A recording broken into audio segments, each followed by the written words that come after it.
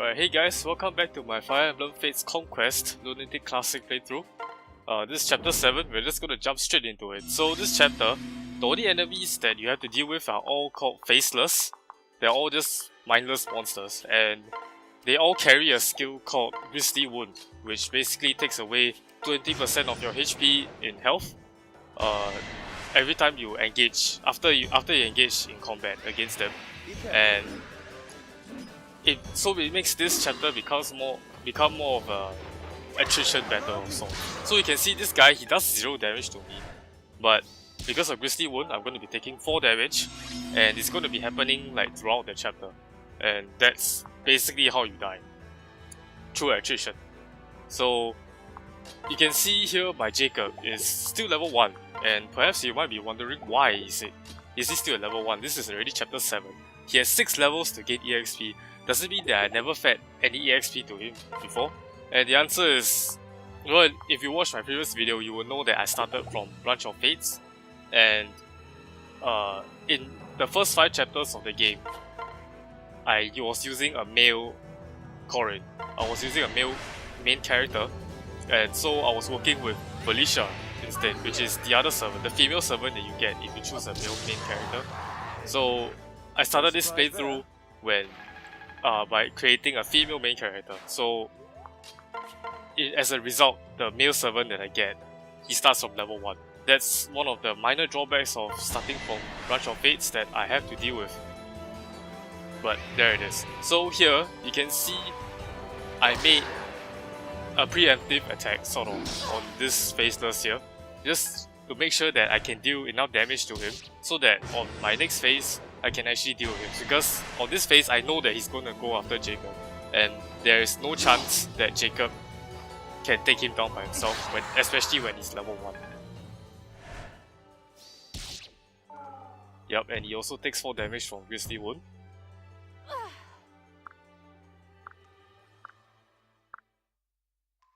Right, so I proceeded leftwards at the start of this chapter, instead of like perhaps downwards, because I know that reinforcements are going to be coming on the next turn.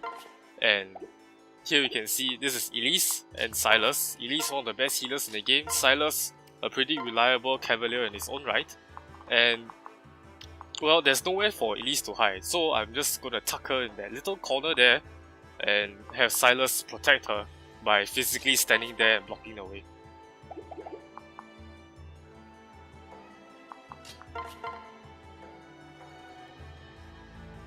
I'm just trying to decide optimal positioning for our butler here. Yep, this position will be slightly more optimal because then I can move my Sonia into range of that enemy that I highlighted in red over there.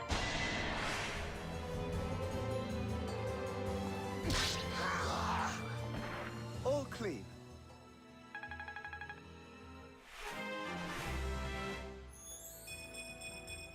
That's actually pretty good growth from him, +5.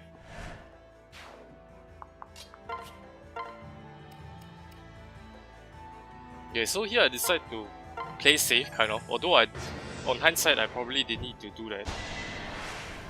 Just healing up to make sure that there's no chance of me ever dying. But again, he's dealing 0 damage to me.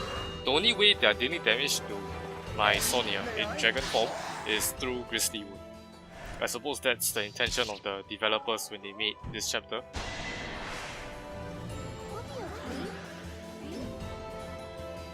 And Silas is able to tank quite well as well, especially since he's standing next to Elise. Her personal skill is called Lily's Poise. It gives all adjacent allies -3 damage taken and +1 damage dealt. And I'm going to be using this personal skill to my advantage quite a bit in this chapter.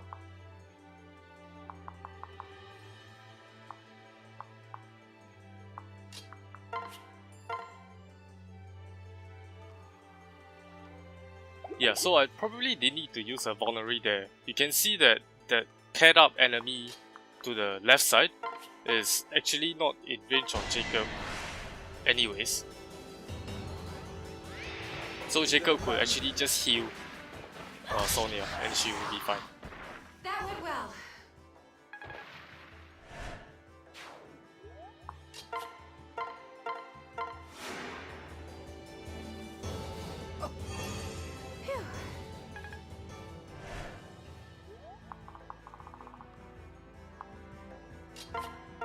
Alright, so here I got 2 additional units, and unfortunately that's all the reinforcements that you're ever gonna get. So you have a total of 6 units on this chapter. And one of them, Arthur, he comes with the hand axe, which is really handy because it missed at 80%, which is unfortunate. But the hand axe allows me to engage these faceless like for a range of 2 squares away, which means that he is safe. He doesn't take any damage as he's attacking, which is pretty useful. Although missing is, a problem, but can't do much about that.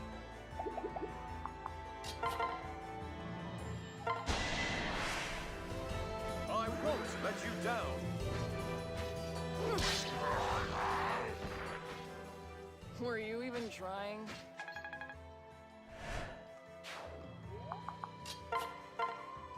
Alright, so I cannot actually move my 4 units from this position. Ideally, I don't want my Arthur to take a hit just yet, and Elise, I don't want Elise to take a hit either.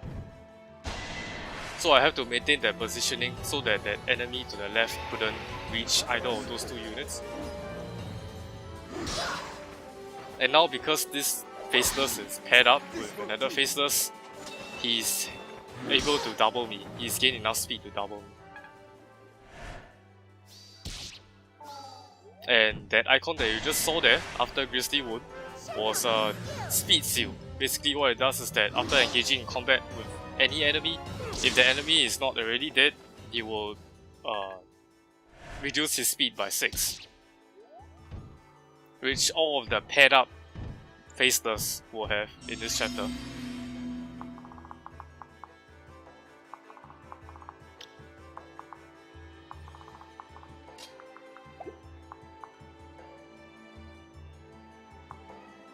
I'm just deciding on how I want to advance my units there. So you can see 2 enemies are coming from the bottom side, and there's actually a narrow pathway like upwards, and you can actually block that pathway with just 1 unit to create a choke point, which is certainly very useful.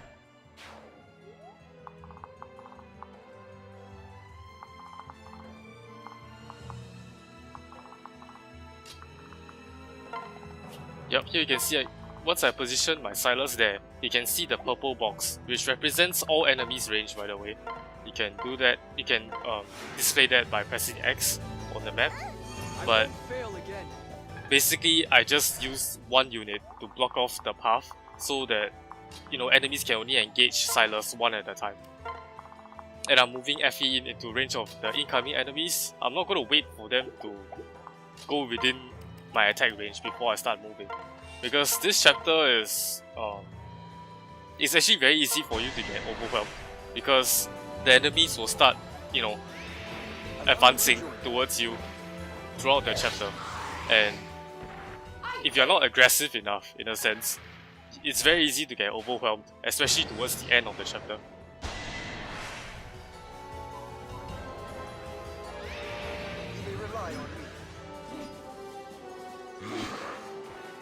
Alright, so now he missed an 80%, but it's 2 damage. Doesn't really change the outcome very much.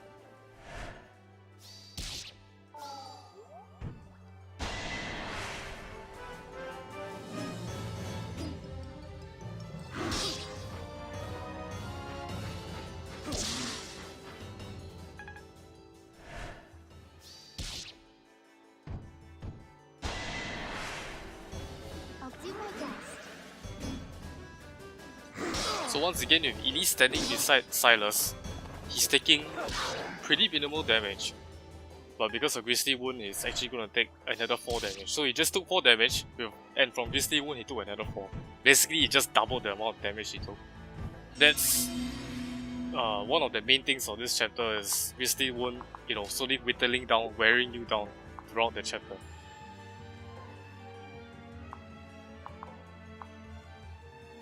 Alright, so here I see 2 more faceless coming towards me. I'm at less than half health, which is not ideal. Although you can see these little shield icons below the crit percentage displayed. I don't know whether you can see that, but once it reaches maximum, which it will reach maximum right now after this attack that I'm gonna make, I activate guard stance in a sense, in that my next attack is gonna be blocked. I'm here to Just help. putting it out there, although it doesn't do very much, it doesn't block Grizzly Wound damage, and these spaces are dealing like 0 to 1 damage against me. So without Grizzly Wound, you can see that my Sonya can actually tank the entire left side by herself, but you know, game developers are like, nope, not gonna have it so easy.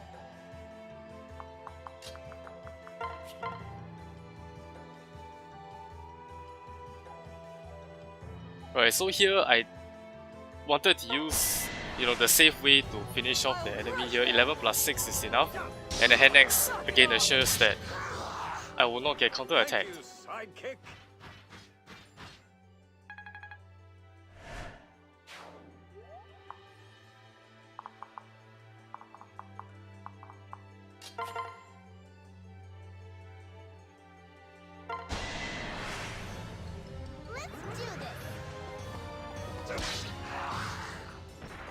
Now we can breathe easy.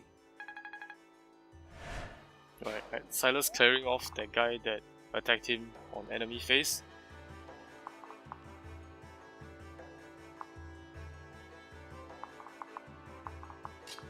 Alright, so now I see me trying to move Effie on above Elise to prevent Elise from getting hit by the paired up faces over there. But this is actually a mistake, guys. Like, in the words of Gudan from Hearthstone, that was a mistake. Because now, the paired up faceless can actually double my armor, and it's actually doing 12 times 2, which is exactly 24 damage, which is exactly enough to kill me. But somehow he missed one of his 83%, because Fate's RNG is the best, so my Arthur didn't die, so I didn't need to reset here. But moving Effie away there was clearly a mistake. I could have done a few things. I could have done possibly pairing Arthur up with Effie, giving Effie enough damage to finish off the previously injured faceless by herself. That would have worked.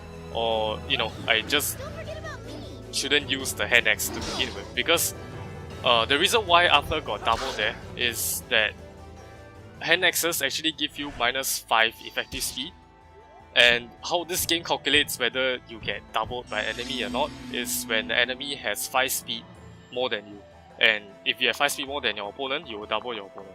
So essentially, if you have the same amount of speed or less speed than your opponent, just holding an item like the hand axe will ensure that you definitely get doubled by the enemy.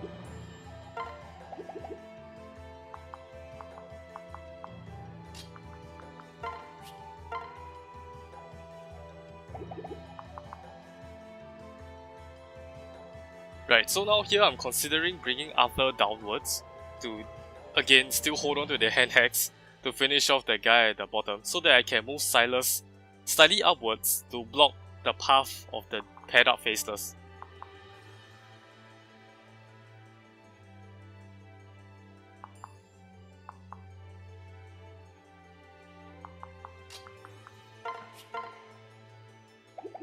Nope, that attack is not even close to being enough.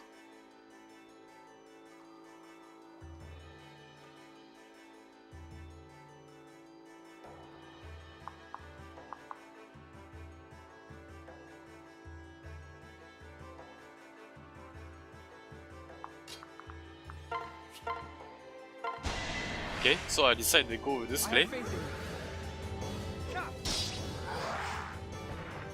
Ha-ha! So in this position, Arthur is definitely still in danger.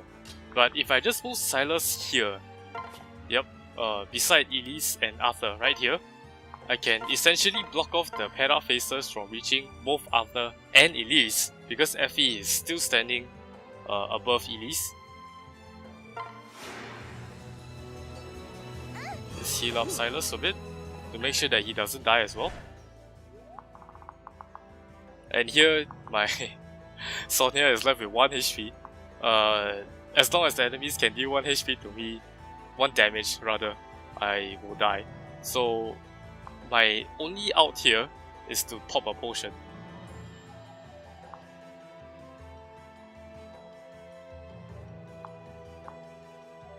I'm trying to see whether I can, try to survive without using a potion, but doesn't seem very likely. Yep, I decided to chuck that concoction, heals me for 20 HP, and I should be good.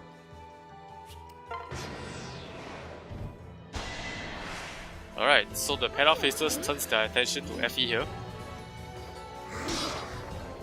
Gonna double her for 8 damage total.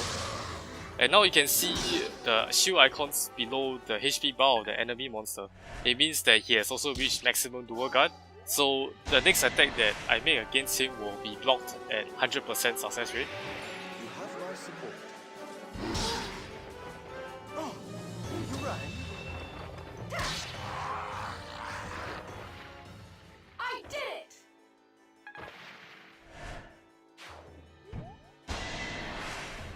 Yup, this guy would have done 1 damage, so if I didn't drink the potion there, I would have straight up died.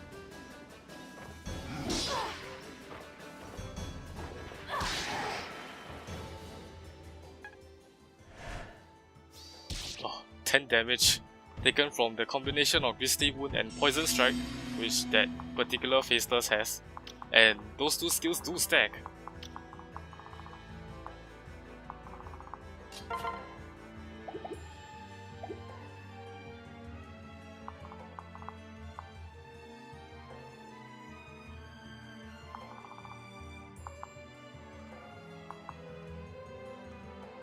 At this point, the enemies coming from the top and the enemies coming from the bottom. I highlighted both of them in red. They are not in range of any of the 4 units in the center just yet, which gives me a slight breather, allows me a bit of space to deal with these paired up faces here. And it's space that I very desperately need because they have dual guards activated right now.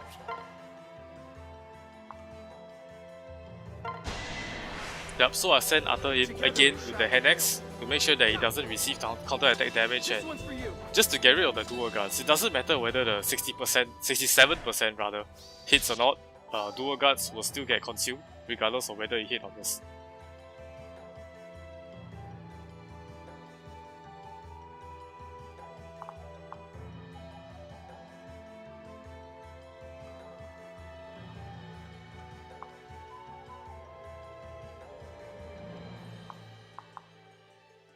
And now I'm trying to find a way to not get Arthur attacked. And I can do that by positioning Silas above Arthur. That should be enough to block the remaining Faceless from reaching him. Yes. +3 is... could be better.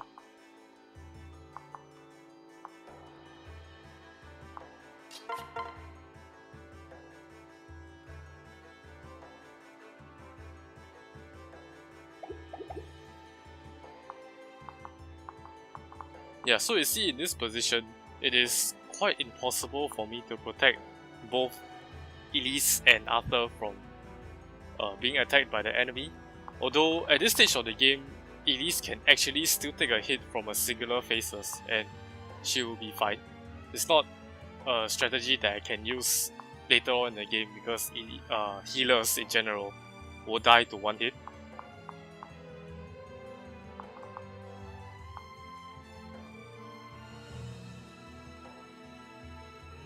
And here I'm considering whether to move Sonia back towards the other 4 units to possibly assist them.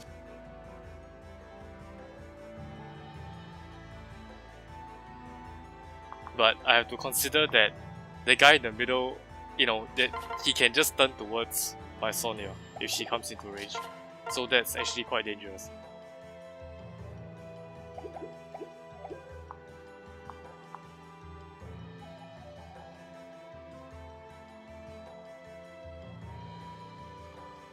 And I'm realizing that I can't actually move Elise away from the spot that she's standing right now, because that spot blocks this faceless from being able to reach Arthur, who is at 7 HP, and one attack is easily enough to do him in. So I don't have a choice here but to allow Elise to take a hit, which fortunately she can, so it's not actually a problem. The only problem is that she cannot heal herself.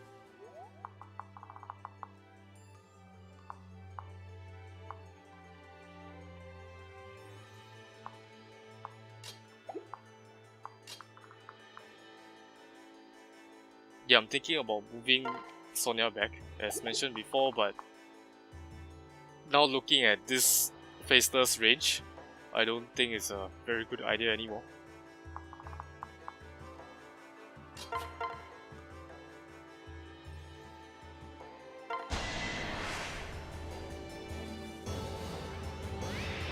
You have my support.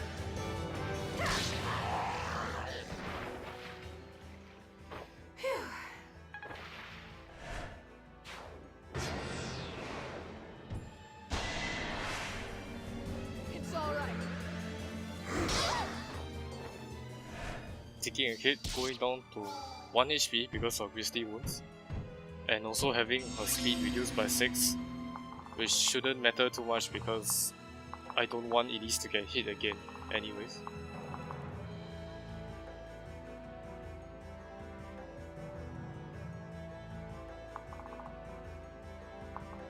Alright, so now there are only 5 enemies left on the map, but half of my units are half dead at this point.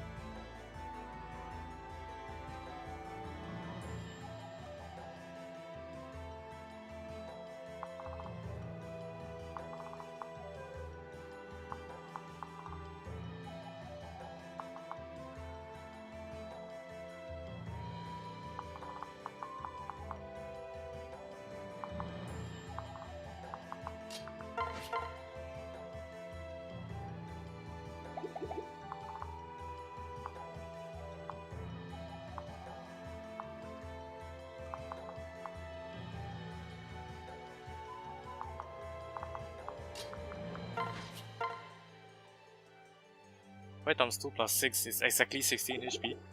So if I do overextend FE to the bottom side, she will die on the following turn.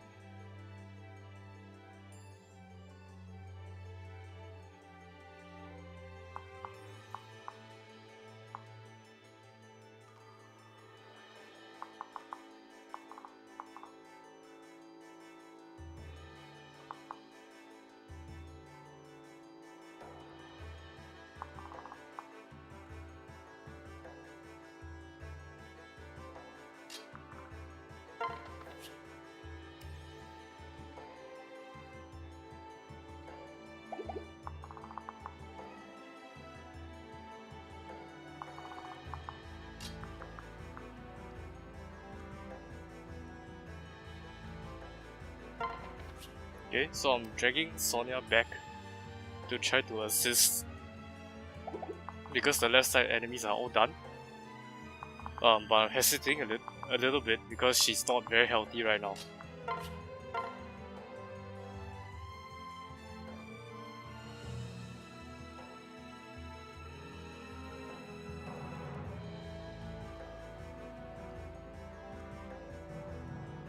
I'm hesitating here because 76% chance to hit is not fantastic.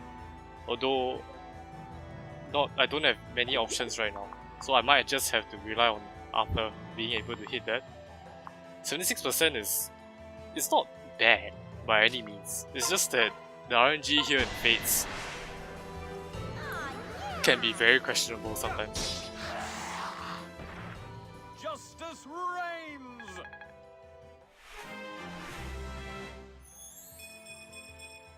Never fear!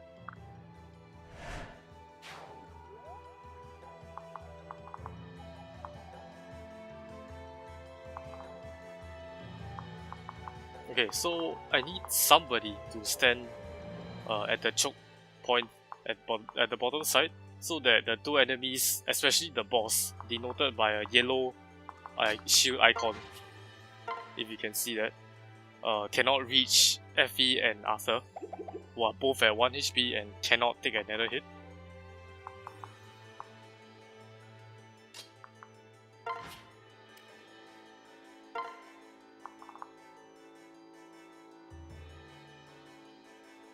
And I decided that Effie should be the one to block that choke point. So previously you saw that I tried to make Effie attack the guy at the bottom. I would be taking exactly 16 damage and I have exactly 16 health. By healing Effie, I should be able to live through that.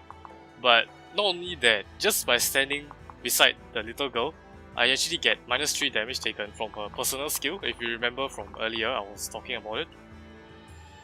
This damage reduction actually happens before you get double. So instead of taking 5 times 2, I will actually be taking 2 times 2.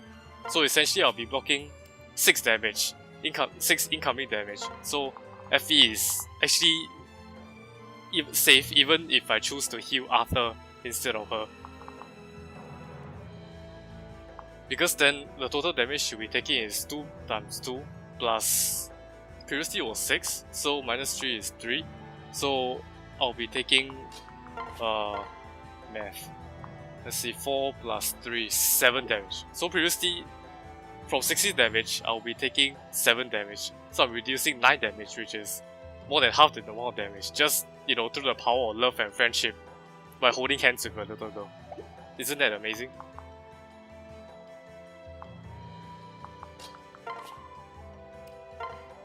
Right, so I use Silas here to block off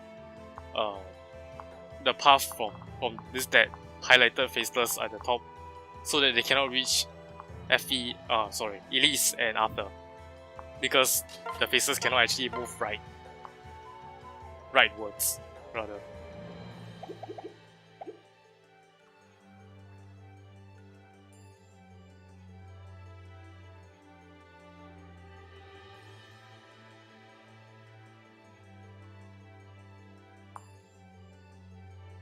And with Elise, I have 3 choices. One is to heal Effie, one is to heal Arthur, and the last one is to use the free staff, which I'm considering right now because I'm also mildly afraid of Effie taking a bit too much damage still. But on hindsight, just healing Effie would be enough. She would definitely survive from the -3 damage from Elise.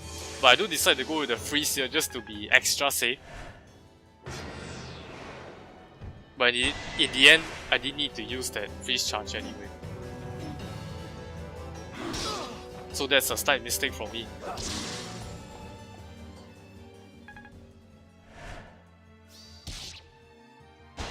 Okay, the 2 faceless are going to go for Silas, who can definitely take it.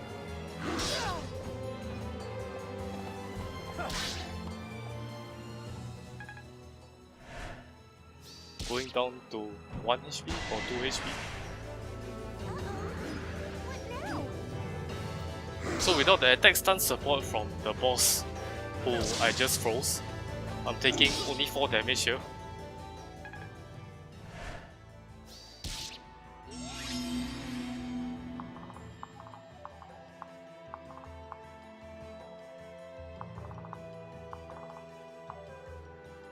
And at this stage, we are basically on the home stretch. Very close to finishing out the chapter. Everything else seems pretty straightforward. The only thing I need to worry about is accuracy issues.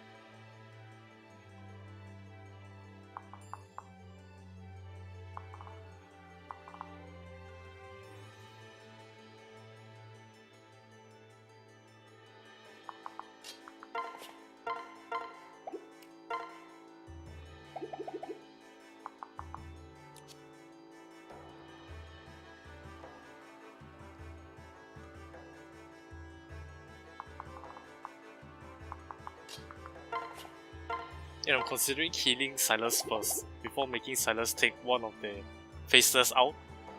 In the event that Silas misses, he very possibly dies. Although Silas's accuracy in this chapter is actually pretty reliable, so I decided not to do that.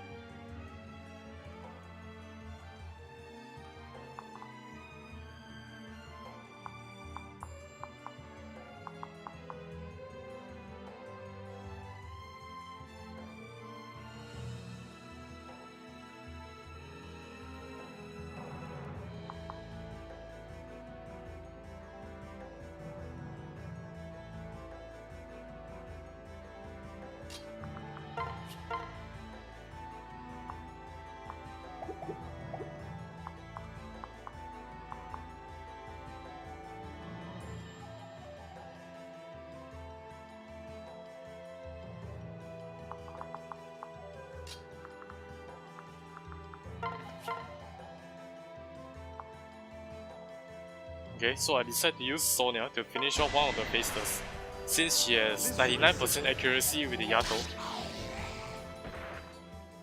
making it very reliable. And at this stage of the game, I cannot afford to miss anything.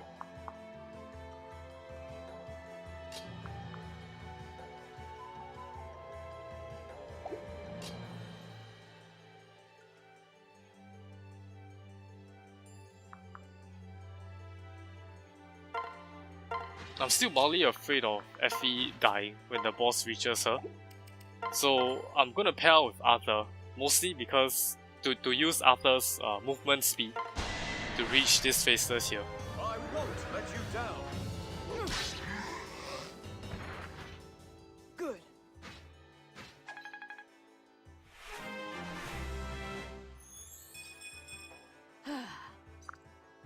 And he grows his blast speed, is nice.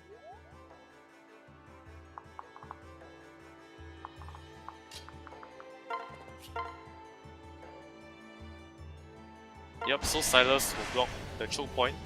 Only the boss is left. This is 100%, so it won't miss. It's over. And with Elise healing him back up, he should be in no danger of dying. I won't forget this.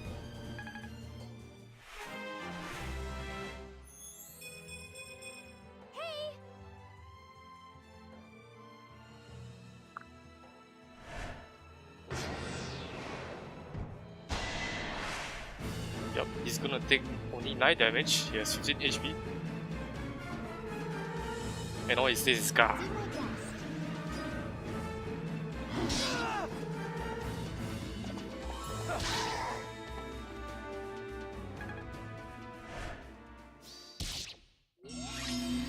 Right, so the extra residual damage was done by a skill called Savage Blow, which affects all enemies within 2 squares when you engage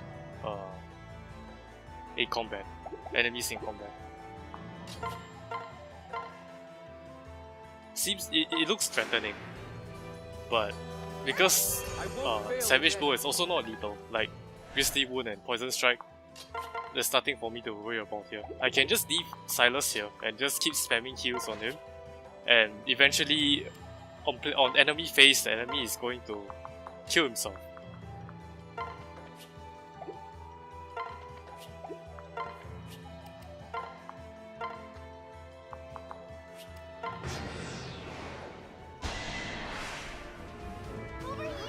He's now doing 8 damage, not quite sure why, and oh, he just knocked off the armor from Silas.